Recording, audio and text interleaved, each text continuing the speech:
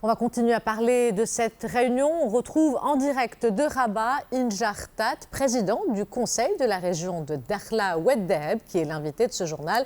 Inja Artat, bonsoir. Alors habituellement, il n'y a ni déclaration ni résolution à l'issue de cette réunion d'avril du Conseil de sécurité sur le Sahara.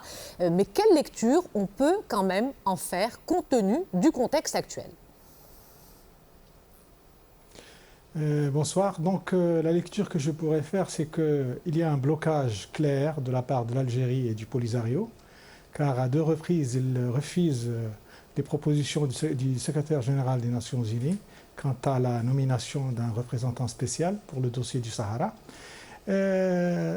En parallèle, il y a une volonté ferme de la part du Maroc à appuyer toute solution politique menée par les Nations Unies. Et bien sûr, le Maroc a été clair dans ses propositions à travers l'autonomie, le plan d'autonomie qui est dans le cadre de la société, dans le cadre de la souveraineté marocaine, et que nous-mêmes, élus des provinces du Sud, véritables représentants des populations sahraouies dans les régions du Sud, réitérons et appuyons avec fermeté.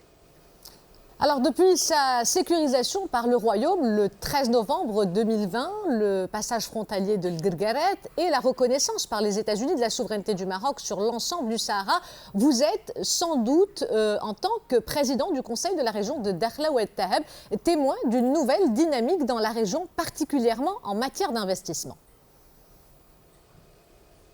Bien sûr, vous savez qu'après le lancement par Sa Majesté le Roi du plan de développement des régions du Sud, et auquel a été alloué un budget très important, 77 milliards de dirhams. Aujourd'hui, nous voyons sur le terrain que ce plan se réalise. Et bien sûr, à El Guerguerat, les événements de El Guerguerat, après le 13 novembre, la libre circulation, bien sûr, des marchandises, des personnes a connu un développement important.